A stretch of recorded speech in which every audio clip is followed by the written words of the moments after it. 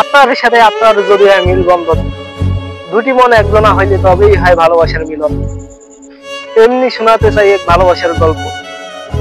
এক ছেলে আর এক মেয়ে, দুজনেই হাই স্কুলে একই ক্লাসে পড়তো। দুজনার বন্ধুত্ব ছিল অদ্ভুত। এভাবে হাই স্কুল গড়িয়ে কলেজ পর্যন্ত যায়। যাওয়ার পরে তাদের মধ্যে ভালোবাসার মিলবন্ধন হয়। অনেক বাধা বিপত্তি গড়িয়ে তারা ভালোবাসায় টিকে থাকে। পরিবারের বঞ্চনা, গ্রামের মানুষের বঞ্চনা, স্কুলের বন্ধু বান্ধবদের বঞ্চনা, তবুও তারা একজন আরেকজনকে ছেড়ে কখনো যায় না। তারা দুজন দুজনকে অটুট ভালোবাসে, দুজন দুজনকে অনেক বিশ্বাস করে। বিশ্বাসের মধ্য দিয়ে ভালোবাসা গড়ে ওঠে। ভালোবাসার মধ্যে অবিশ্বাস থাকলে সে ভালোবাসা কখনো টিকে না। ভালোবাসতে শুদ্ধ মন লাগে, যা সবার হয় না। ভালোবাসার মধ্যে বিশ্বাসটা হচ্ছে সবচেয়ে বড় জিনিস। এভাবে ভালোবাসা গড়াতে গড়াতে হঠাৎ মেয়েটি একদিন অসুস্থ হয়ে যায়। তাকে মেডিকেলে ভর্তি করানো হয়।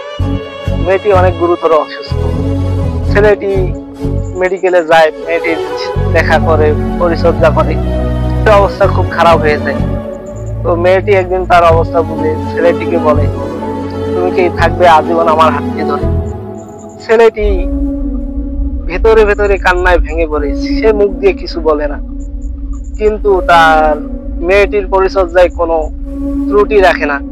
সকাল থেকে সন্ধ্যা পর্যন্ত, রাত গড়িয়ে ফজর, সবসময় মেয়েটির খেয়াল রাখে। মেয়েটির ওষুধপত্র, দেখাশোনা, খাওয়া দাওয়া সবকিছু ছেলেটি করে।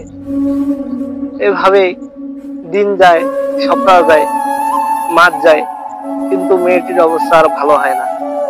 এক পর্যায়ে মেয়েটির অবস্থা হয়ে যায় আরো করুণ। তবুও ছেলেটি ভেঙে পড়ে। ছেলেটি বিশ্বাস রাখে এবং মেয়েটির পাশে সবসময় থাকে। মেয়েটিও বুঝতে পারে যে ছেলেটি তাকে অনেক ভালোবাসে, তাকে অনেক বিশ্বাস করে। ছেলেটির হাত ধরে মেয়েটি সারাদিন থাকে। ছেলেটির ভরসায় মেয়েটি যতটুকু পারে টিকে আছে। যদি ছেলেটি না থাকতো তাহলে মেয়েটি হয়তো আগেই মারা যেত। তো এই যে ভালোবাসার মিলবন্ধন, বিশ্বাস, ছেলেটির উপর নির্ভর করে মেয়েটি বিশ্বাস পায় এবং টিকে থাকে। একটি অসুস্থ মানুষের টিকে থাকতে হলে আত্মবিশ্বাস লাগে, সাহস লাগে। সেই সাহসটা যদি অন্য কেউ না দেয় তাহলে সে কখনো টিকে থাকতে পারে না। সামান্য রোগেও মানুষ বিশ্বাস হারিয়ে ফেলে, আত্মবিশ্বাস হারিয়ে ফেলে, নিজেকে দুর্বল মনে করে। কিন্তু যদি পাশে কেউ থাকে, হাত ধরে এবং বলে যে আমি আছি, তুমি চিন্তা করো না, তাহলে কিন্তু অনেক আত্মবিশ্বাস বেড়ে যায়।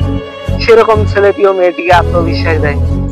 এই আত্মবিশ্বাসের উপরে নির্ভর করে মেয়েটি টিকে থাকে।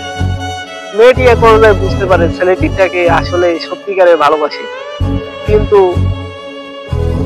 প্রকৃতির নির্মম সত্য যে মানুষ আজীবন পৃথিবীতে থাকে না। মেয়েটি রোগে আক্রান্ত হয়েছে এবং ধীরে ধীরে মেয়েটির অবস্থা খুব খারাপ। এবং এক পর্যায়ে মেয়েটি গুরুতর অসুস্থ হয় এবং মারা যায়। কিন্তু মারা যাওয়ার আগ পর্যন্ত ছেলেটি তার হাত ধরে এসেছিল, তাকে বিশ্বাস জুগিয়েছে যে তুমি সুস্থ হবে। এভাবে তার ভালোবাসার পরিসমাপ্তি ঘটে। কিন্তু ছেলেটি কখনো মেয়েটির এই অবস্থায় রেখে ছেলেটি তাকে ছেড়ে যায়নি। এই যে ভালোবাসার আত্মবিশ্বাস, ভালোবাসার যে মর্যাদা ছেলেটি রক্ষা করেছে।